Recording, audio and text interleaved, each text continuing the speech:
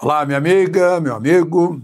Hora do nosso encontro nesta segunda-feira, dia 20 de outubro. 1947, 20 de outubro, o Brasil rompe relações com a União Soviética. Havia muito pouco tempo de relação diplomática. O Brasil tinha normais relações com a Rússia. O imperador Pedro II, você sabia, esteve em São Petersburgo e em Kiev, em viagem pessoal, viagem de estudos, não era uma viagem oficial. Mas mantínhamos boas relações com a Rússia até a Revolução Comunista. Aí cortamos. Reatamos ao final da Segunda Guerra Mundial, porque nós acabamos lutando ao lado dos soviéticos, né? União Soviética, Inglaterra, Estados Unidos, França, Brasil, né? Entre outros. Bom, mas aí um diplomata brasileiro foi preso em Moscou porque estava bêbado e fazendo arruaça.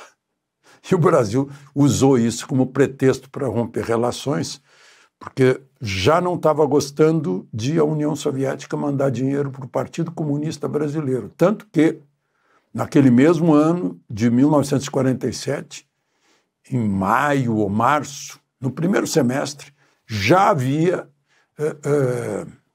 cortado o registro do Partido Comunista Brasileiro porque recebia dinheiro de Moscou. Depois a relação foi retomada aos poucos, né? Juscelino, Jango, Jânio Quadros e, por fim, quando assumiu o Jânio, em 61, ele reativou as relações que foram mantidas no governo militar. Eu lembro que, acho que foi em 64, quando chegou o novo embaixador soviético, no Rio de Janeiro ainda, a embaixada era lá, o cardeal arcebispo do Rio de Janeiro pediu para tocar todos os sinos em sinal fúnebre, toque fúnebre, lamentando. Estávamos em plena Guerra Fria. E, bom, 1748, na Inquisição em Portugal, foi executado o último brasileiro condenado pela Inquisição. Ele estava sendo inquirido por homossexualismo, só que ele não sabia disso. Ele foi torturado, pensou que tinha que confessar alguma coisa para se livrar da tortura e disse que praticava o judaísmo.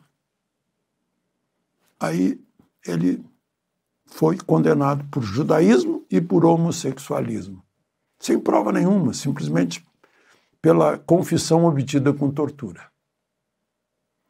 Eu lembro daquela recomendação dos filmes que diz assim: qualquer semelhança é mera coincidência. Lembre-se de se inscrever e, ao final, de deixar o gostei ou não gostei.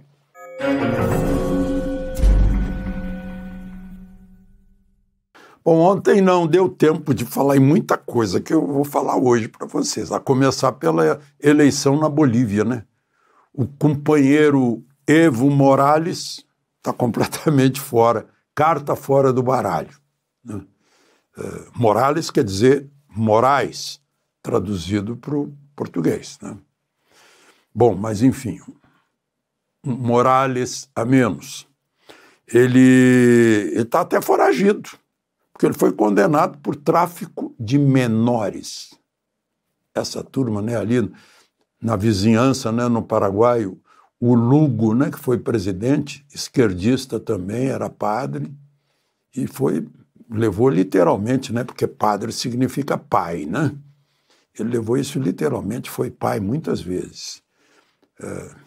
E o Evo nega que tenha praticado tráfico de adolescentes. Está foragido lá no meio da região da Coca. Mas o partido dele, o MAS, que é em direção ao socialismo, vai ter que mudar de rumo, porque fez 3% no primeiro turno, nem entrou no segundo turno, que foi domingo passado, foi ontem. Segundo turno ficou a disputa entre dois direita, mais direita e menos direita. Os dois de direita, ganhou um deles, que é filho do ex-presidente Paz Estenssoro. Esse se chama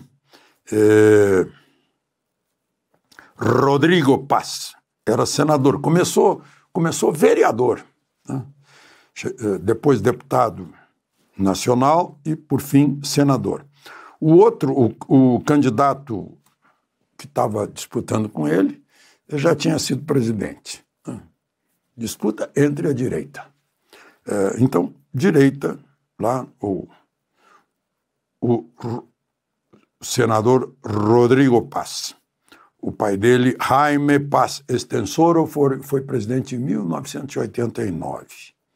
Depois disso, 19 anos de esquerda, o povo boliviano não aguenta mais, ou seja, a esquerda não chegou nem ao segundo turno.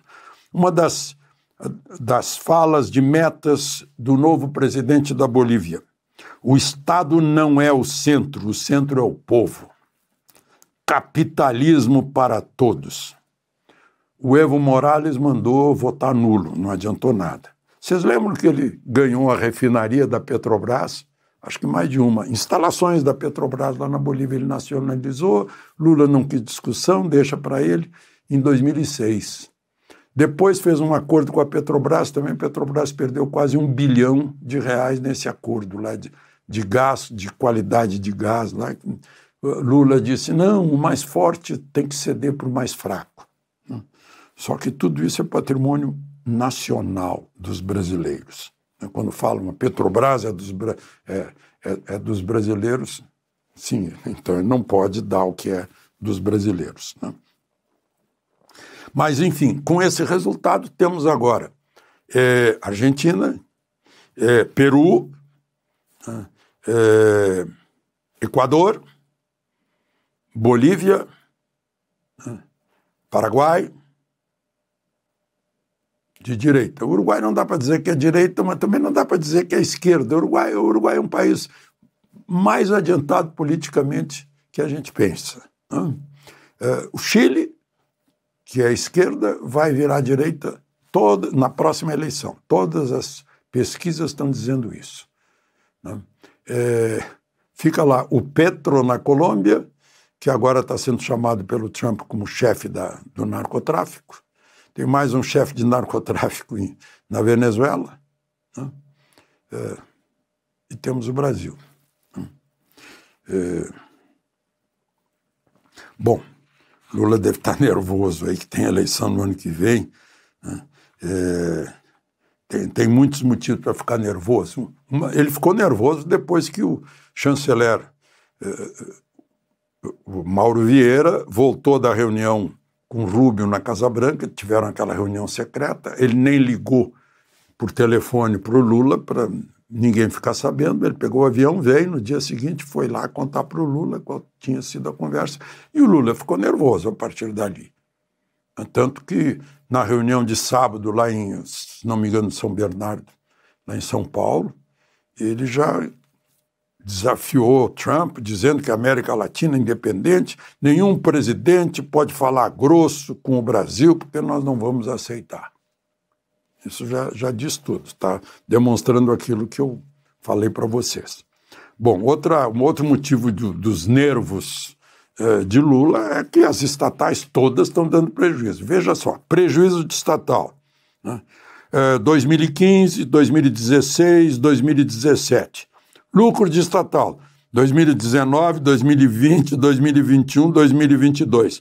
Prejuízo de estatal de novo, 2023, 2024. Nesse ano, até agosto, 9 bilhões de prejuízo.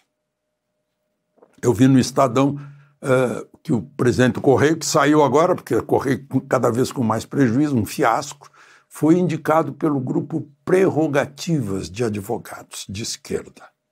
Não podia dar certo, né? E ele é advogado. E tem outro indicado pela esquerda, o Fukunaga, né?